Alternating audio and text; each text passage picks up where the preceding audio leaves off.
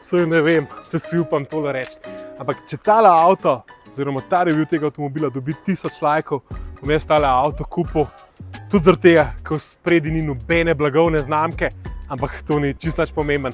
Gre za KGM Taurasa, se vem, nič vam ne bo jasen, SsangYong, korejska blagovna znamka, ki jo je kupil KGM in prihaja na slovenski trg z enimi takimi zelo neverjetnimi obljubami in zelo dobro ceno, eno boljših v Evropi za ta model avtomobila. Kaj obljubljajo?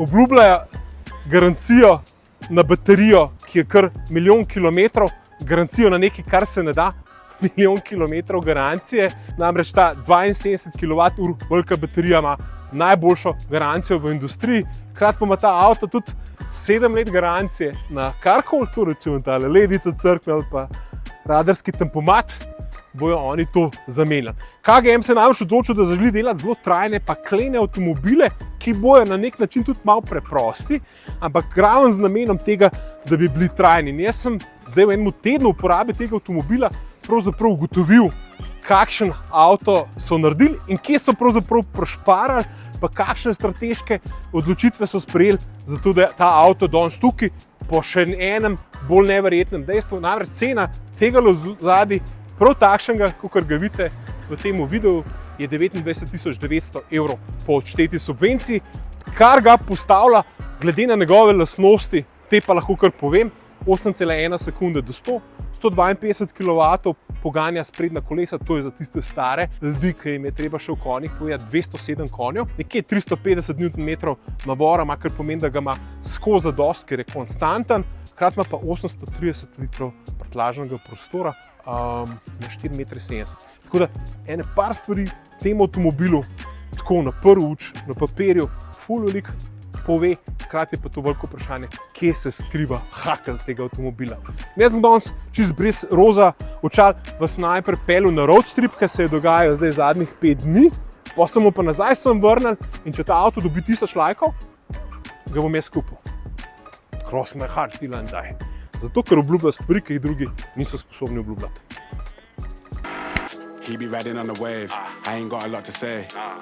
Hej, to je prvi Car Roast test, ki bo popolnoma standardiziran. Pomeni, da bom vsak električni avto ocenil v 10 točkah, tudi zato, da bi bili lahko vsi testi med sabo popolnoma primerljivi. Kar je najbolj pomembno, testi bodo neodvisni.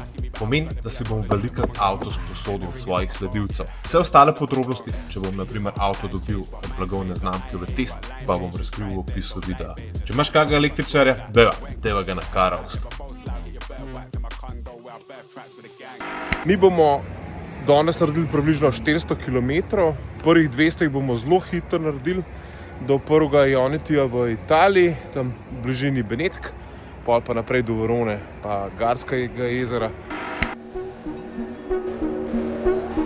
Nekaj o mojemu principu vožnje električnega avta. Ta je čisto enako, kot če bi vozil dizla. Pomeni, da vozim s prometom na prehitevalnem pasu. Teslam, ki se šlepa za tovornjaki, pa velikrat blendam ali pa hupam. Popolnoma sem netoleranten do neumnih voznikov električarjev. Torej, kolikor gre, ali pa tako, kolikor bi vozil z normalnim avtom. Seveda, vse v skladu s predpisi.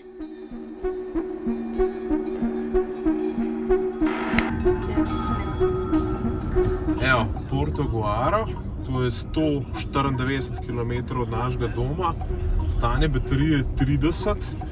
Jaz sem si želel, da bi ful več pokuril, pa mi ni ratal, čeprav smo vhodili tudi 160, toliko se ne sme. Gremo pa na Ionity Charger, tega že kar dobro poznamo, tako da ja.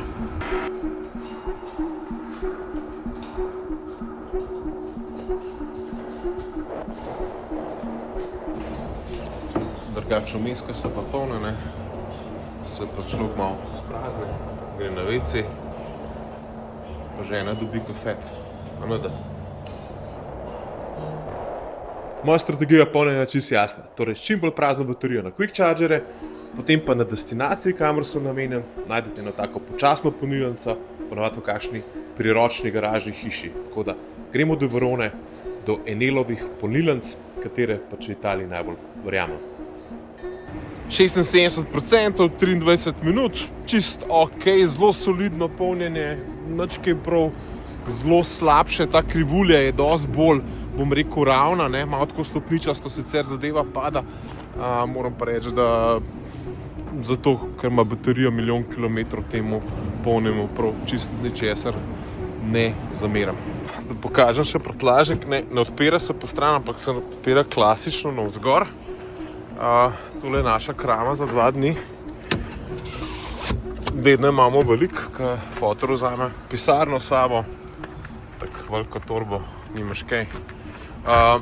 Mot me, naprimer, da ni tukaj tele mreže za prtljago, to smo mi kar navajeni, ponavadi vedno nafilamo do stropa, tako da ja. Drugače pa čisto lušten prtljažnik, koliko je tega placa. Spod je ful placa drugače.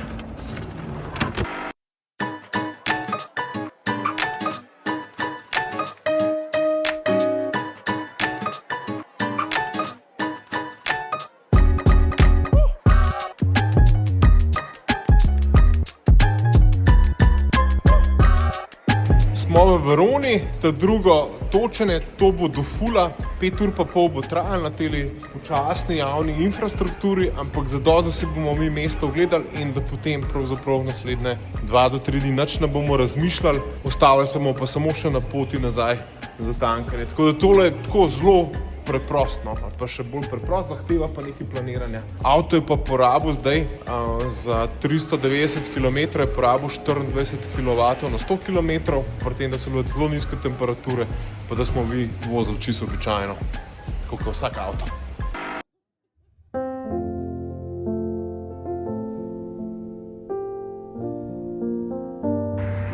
Evo, vikend escape v Italijo. Verona, tokrat na programu, malo Garde, Gardskega jezera, tak lušten krog. Jaz s tem družinskim kičem res ne bom poseljeval. Verona je fantastična v katerem koli letnem času. Mi smo sicer ostali v enem kmečkem turizmu, 15 km iz Verone, kjer je taka odlična točka za raziskovanje okolice. Predvsem tukaj ima par vinskih pokrajin, starih mest, tako da nismo šli na tiste najbolj turistične točke. Če hočeš kaj več videti, pejt na moj Instagram, tam na Instagramu ponovadi objavljam te travel stvari, tukaj pa dajmo ostati pri tem avtomobilu, ker mislim, da je bolj zanimiv kot tale družinski kič. Ampak nekaj sem ga pa mogel noter v video dati. Ker bojo zihar vprašanja. 2 noči smo prespali tako čist na blef v agroturizmu Marija Vitorija. Meni je bilo ful všeč, zelo lepo urejene sobe, ful dober zajtrk. Meni je zajtrk res pomemben, kadar smo na potovanju, ker takrat se jaz do konca nažrem in sem pol ponovadi do 3-4 sit. Tako da ja, priporočam.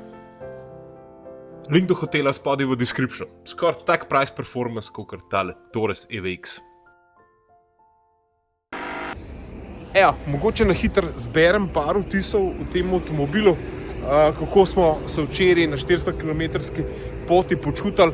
Drugače, udobje vozila bi lahko ocenil od 1 do 10 z nekje 8. Zvočno kar relativno dobro funkcionira avto, podvoz je zelo neslišno, tudi nad 130 km se mi zdi, da ni preveč piša. Ja, so pa pač niso to neke dvojne šipe in tako naprej, seveda se ta piš okoli karoserije sliši, ampak ni tako drastično glede na samo obliko avtomobila. Porabili smo 23,6 kWh na 100 km, kar se mi zdi pri temperaturah tam okoli od 0 do 10, pa pri dejstvu, da smo se na avtocesti precej hitro vozili, torej z prometom na prehitovalnem pasu, nikoli za kamioni, ampak kaj podobnega. Tudi mislim, da smo dvakrat šli do 160 na uro. Tako da avto, bom rekel, da je zelo lepo preformal, prav nič ga nismo šparali in je ta poraba zanimiva, ali pa dajmo reči celo zelo nizka. Na Quick Chargerju je potegnil, mislim, da 108 ali 109 kW najhitrej, jih je pa izjemno dolg držal. Pomeni, da do 60% so on nad 100 polne, potem pa zadeva začne padati, ampak ne pade tako kot pri drugih. Tako da kljub temu, da ne začne pri 180, ima pa to krivuljo nad 100, po moje višjo in avto bolj konstantno polne. Zna biti, da so pri BYD-ju, ko so naredili tole baterijo, pa tudi dali tole garancijo milijon kilometrov, na baterijo najbrž pogruntali, da je ta ne preveč močna, ampak mogoče malo bolj konstantna krivulja, bolj zdrava za avto baterijo. Tako da jaz moram reči, da so prvi vtisi zelo pozitivni, nobenega hudega kiksa ni pri avtomobilu, razen to, da piska. Mene skozi malo za kafet spominja, da bi mogel spiti, ampak pol te lane assiste našopam, pa avtopilot, da pa neha on, ko gotovi, da sam se pa ne more piskati. Ta piskanje mi gre na živce, drugače pa avto tako, no, bom rekel, zelo soliden.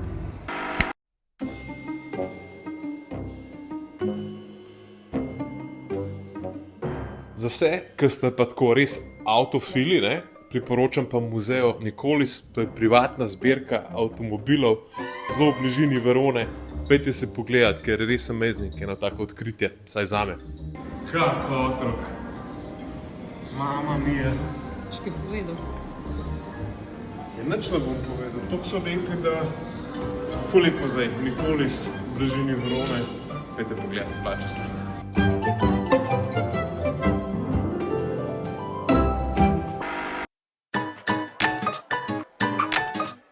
Evo, nazaj grede smo se še enkrat ustavili, cupnili 114 kW v piku, to je bila njegova najvišja hitrost, avto se je pa od 10 do 80% napolnil v 36 minutah.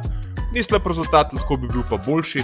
Tako da, dajmo zdaj k temu, kar sem se jaz v tem avtomobilu naučil v 1200 prevoženih kilometrih, temu mojemu standardizirano car host testu. Evo, za mano je približno 1000 km, 6 dni s tem lepotcem, avtomobilom, če dobi 1000 lajkov ta video, ga bom kupil. To vam kar obljubam, tako da dajte lajkati ta video, ker če dosežemo tažnatko, grem pa kupam. Definitivno, ker je toliko dobrih lastnosti tega avtomobila, pa tudi seveda kakšna slaba, ki jo bom razkril v nadaljevanju. Jaz sem se odločil, da bom električne avtomobile ocenjeval po relativno istem kopitu, torej najprej se bom lotil kakovosti izdelave, potem se bom oblikovanja zunanjosti, oblikovanja notranjosti, potem se bom lotil informatičnih sistemov, torej kako so ti informatični sistemi prilagojeni za električna vozila, pa bomo šli na točko 5, kjer se bomo pogovarjali o električnem avtomobilu, kako dober je ta električni avto, kakšno je polnjenje, kakšni so performansi, kako se avto pelje, in to bomo dali eno skupno oceno. Na koncu bomo pa seveda lotili kategorije price performance. Seveda se bo to čez čas spremenjalo, torej ta moj način ocenjevanja avtomobilov bo skozi čas rasel, kar pomeni, da bom najbrž kakšno kategorijo dodal, pa za nazaj da oceno avtomobilov, ki jih bom že testiral. Jaz bi rad, da ti moji testi postanejo en tak standard industrije, kjer se na določene kilometre prevožene, na določeno izkušnjo z avtomobilom poda taka relativno dobra ocena avtomobila, ki ne bo kar tako čez prst. Tako da testiral bom tudi tistega Renaulta 5, pa v vsakem primeru še kakega drugega električarja, za katerega menim, da ni dober, tudi zato, da vi izveste, kakšni so pravzaprav ti avtomobili. Tako da pojmo zdaj po vrsti pogledati KGM Taurasa EVX, ta električnega, kaj je z njim dober, pa kaj je z njim narobe po teh točkah. Evo, prva točka, kakovost izdelave, meni zelo pomembna tema. Moram reči, da na splošno avto pustil dober vtis, ni bilo naprimer nobenih hudih glitchov infotainment sistema, pri pregledu zunanjosti pa ne najdem tako nekih groznih stvari. Moti me naprimer tale tukaj en tak malenkosten rob, ki je med temi vratci. Jaz sem nekaj video z interneta pregledal in gotovo, da je to ena standardna napaka, pa recimo moti me to, da ni tole čisto poravnan. Je nekaj takih stvari, ki nakazujejo, da to ni recimo izdelek za 100 000 evrov, ampak če vemo, kakšna je cena tega avtomobila, pa kaj se tudi v evropski industriji dogaja, ne, tukaj imamo malo zalite barve na tem robu, ampak nič tacga, ki bi človek rekel, da nakazuje na to, da bi bil to kak manj vreden izdelek, ne.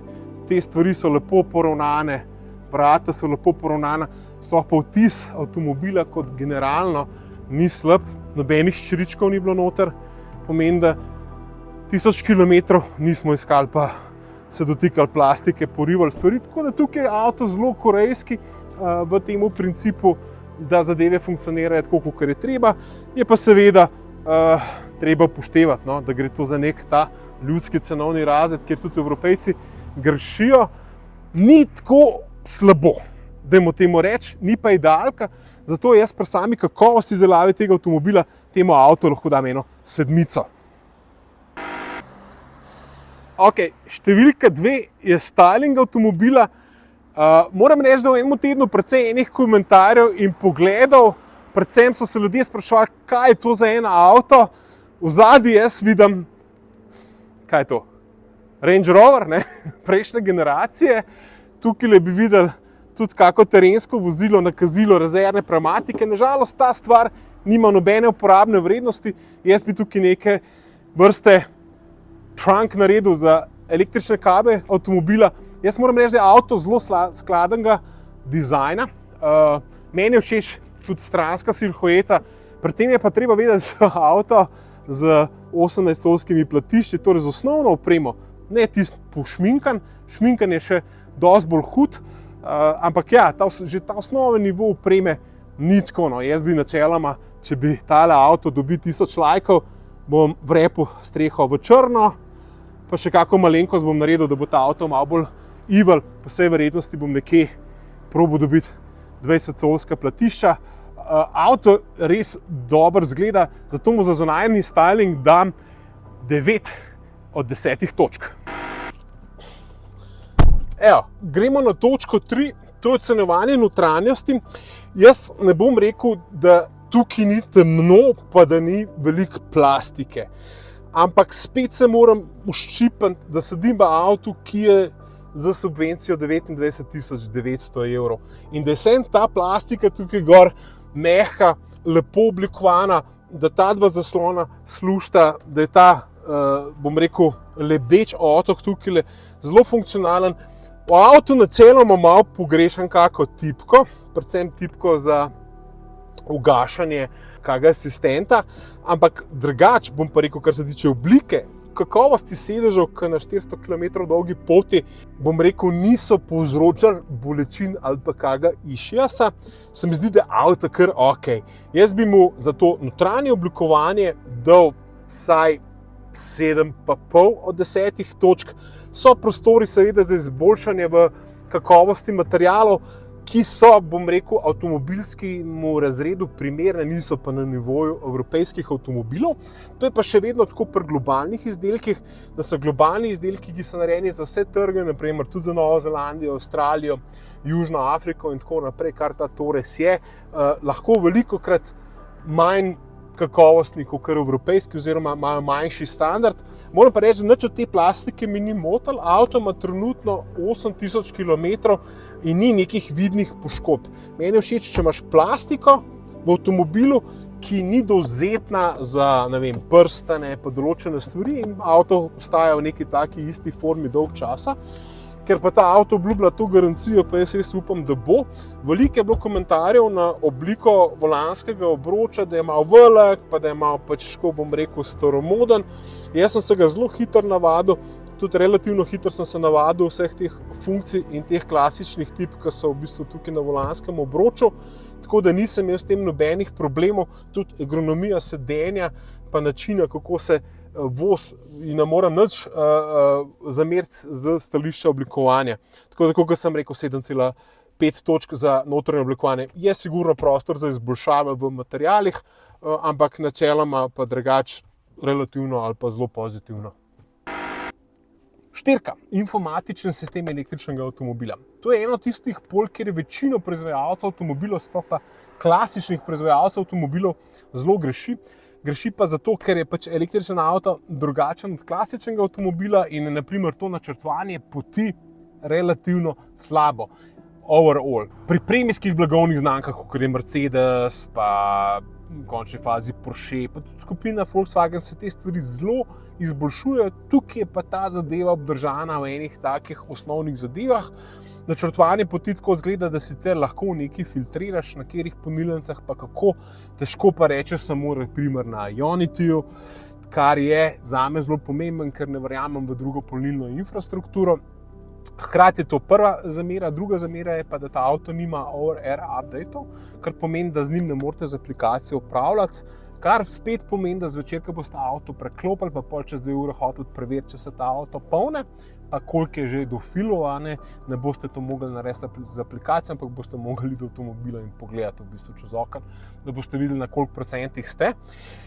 Kar je spet dvorezen meč, te aplikacije ne funkcionirajo vedno najboljš, zato pač jaz pravim, da niso najbolj nujne, pa nujne res v parih primerih, namreč ko greš na hitro polnilnico, tako kot je Petrol ali pa Ionity, ponavadi na aplikaciji vidiš, koliko se je avto na filu, takrat nimaš nobene potrebe odpirati aplikacije za avto, tako da je par scenarijev, kjer je nujna ta aplikacija ali pa dobro, tudi avto, recimo pozimi, če imaš zunaj parkiran, ga se greješ nadaljavo, in pol je avto topu in so njega usedeš, kar je prednost električnega avta.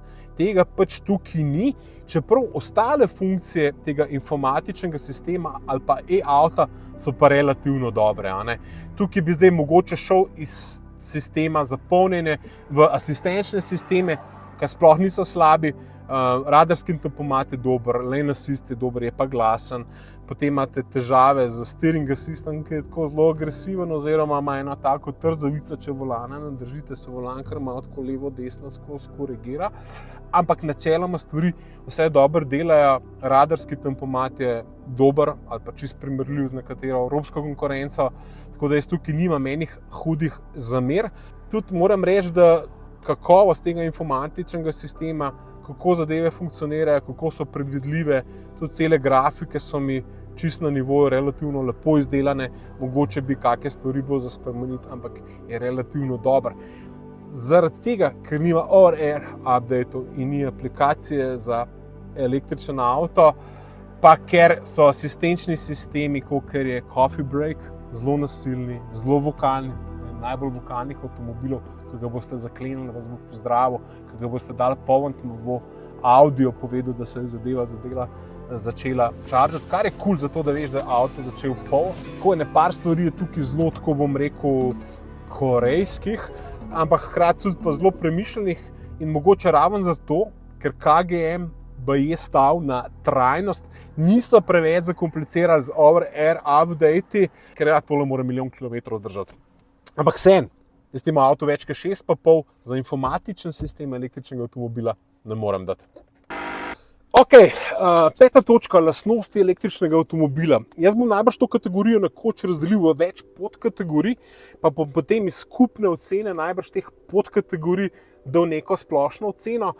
Mogoče že celo v tem videu, ne vem pa čisto točno, če prav v tem videu. Pojdimo kar takoj najprej k splošnim performansom tega avta. Avto se ful lepo pele, nikjer me ni presenetil, ni bilo nobenega podkrmarjenja ali pa nadkrmarjenja, kljub temu, da smo 16 cm nad voziščem, pa se ta avto ne pele kot SUV, ni nobenega bočnega nagibanja. Hkrati pa pri tem avtu pa velikokrat ugotovim, kje je kakšna meja. Jo pravzaprav nisem zatipal, pa sem jo parkrat postavil visok, ker sem želel, da se z avtom nekaj začne dogajati na cesti, da mi da povratno informacijo in jo pravzaprav ni dal.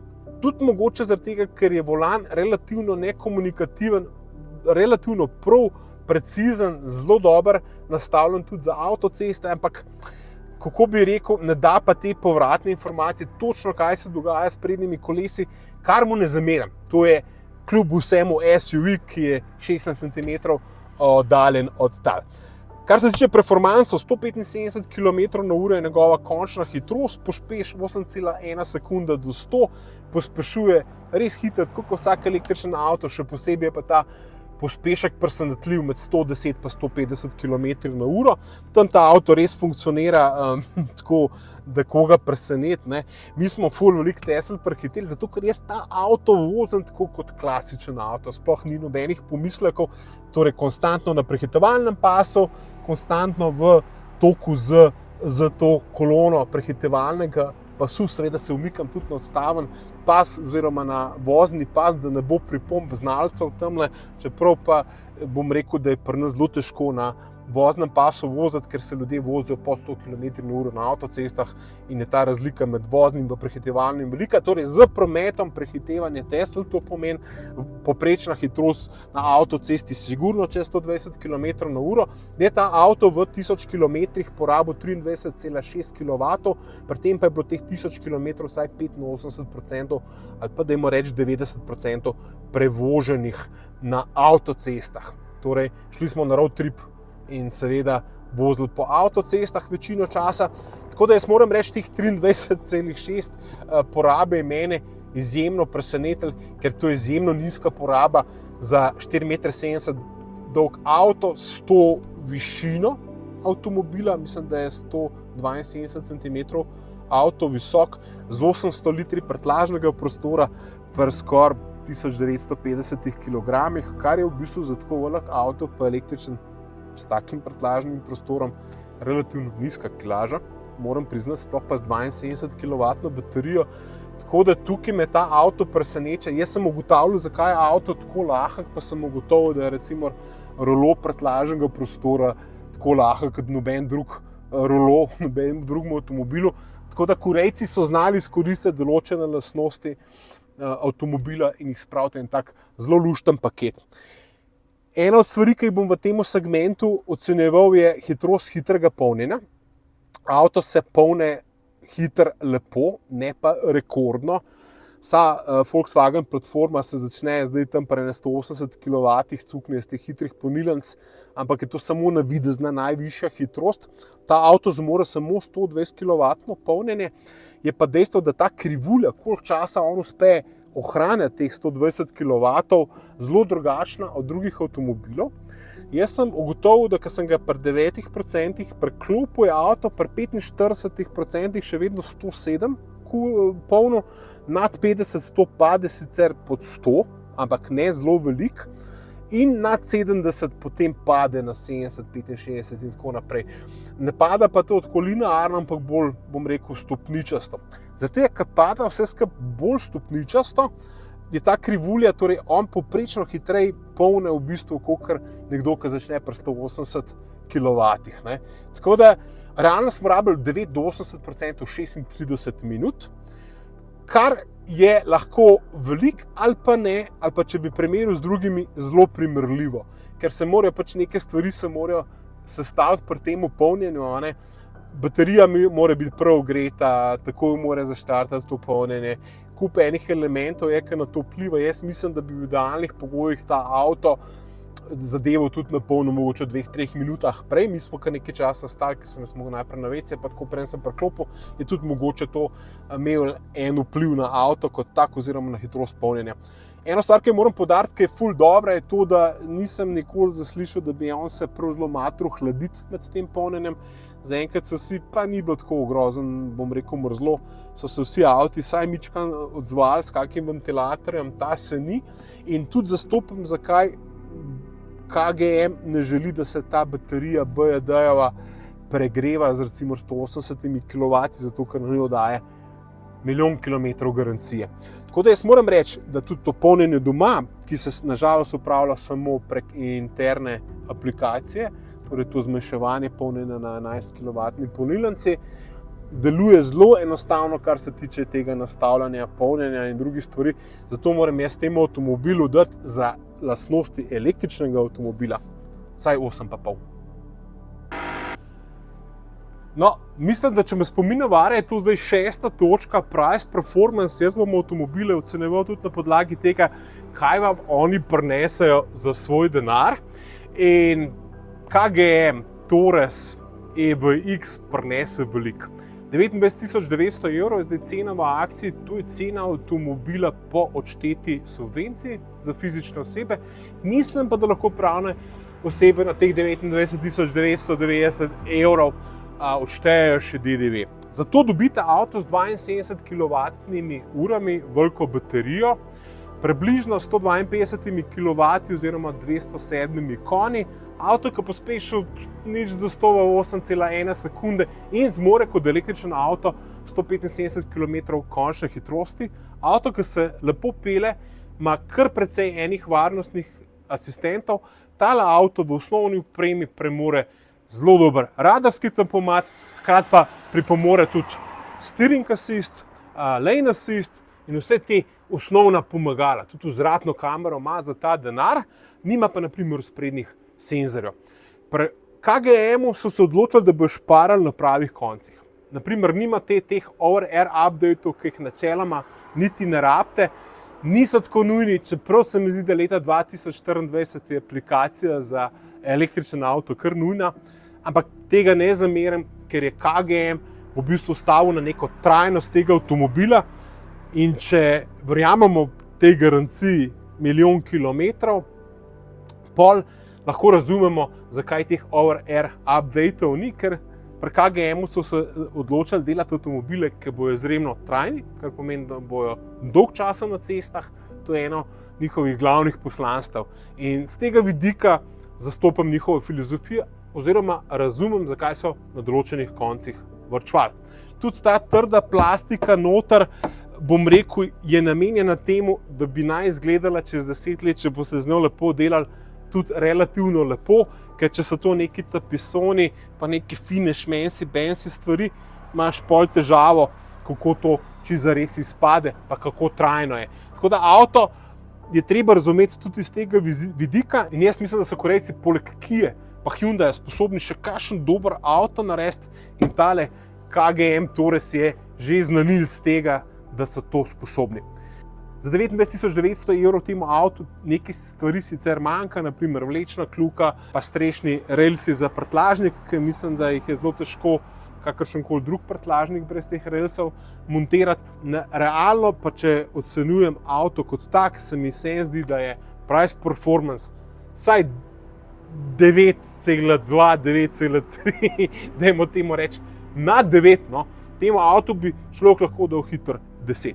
Tako da ja, če upoštevamo 7-letno garancijo na vse, kar je v tem avtomobilu lahko crkne, pa če upoštevamo to 10-letno garancijo oziroma 1 milijon kilometrov oziroma praktično neomejeno garancijo na baterijo, pridemo do enega seštevka, da je ta avto ob trenutni ceni na slovenskem trgu, ki je by the way ena bolj ugodnih cen v Evropi, res nekaj, kar bi vas mogli prepričati.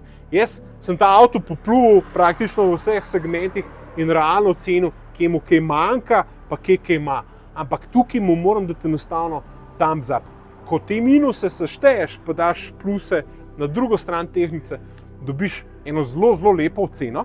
In v bistvu, če bi shortlistal avtomobile za družine z 800-litrskim prtljažnim prostorom, bi bil ta avto glede na ceno tega avtomobila, namreč prvi nasleden je recimo Tesla Y, ki pa vemo, ni pod 44.000, tista long range je pa tam okoli 48, je to vse 20.000 € razlike.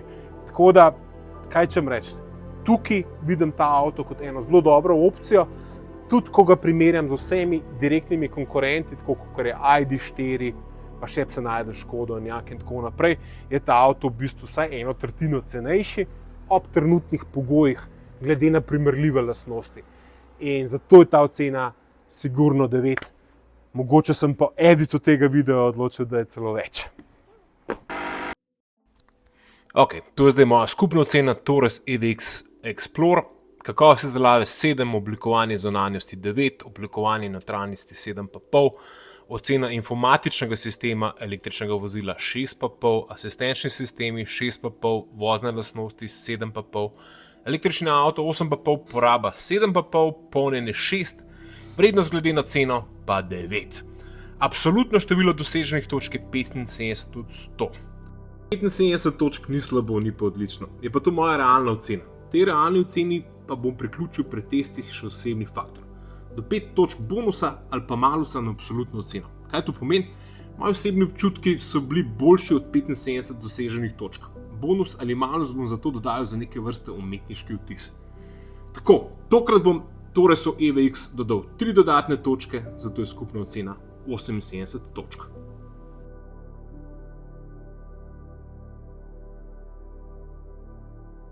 Še nekaj sem pozabil. Tale bonus je Taurus dobil predvsem zaradi tega, ker me je presenetil na terenu. Avto res ni težek, 1900 kg ni veliko za električen avto teh dimenzij. ID.4 je skoraj 200 kg težji avto, pa nekaj 12 cm krajši. Tudi zato in zaradi dvignjenosti od terena, torej 17 cm, je kar zanimiv teren, ki mu manjka samo 4x4, pa je ne par kilovaten motor na zadnji osi. Nič več za kakšno terensko situacijo tam do 30 km/h. In v tem scenariju bi to lahko postal moj naslednji Overland projekt. Moje priporočilo je oprema Explorer, torej to stopna, vse ostalo je avto pač predrag, materiali preslabi. Točen tak, ta vstopanje pa nek sweet spot. Evo, to je bil moj prvi car roast test. Vsi avtomobili, ki mi bodo prišli pod prste, bodo testirani na podoben način. Upam, da si z mano kaj naučil, da se v čemu tudi ne strinja z mano. Če imaš kakšen svoj pogled, nujno zapiši v komentar. Če pa tale video dobi 1000 lajkov na YouTube, pa bom stopil do voznika in ženi prošil Taurasa, ki ga bo na to mogla voziti naslednjih 1 milijon kilometrov.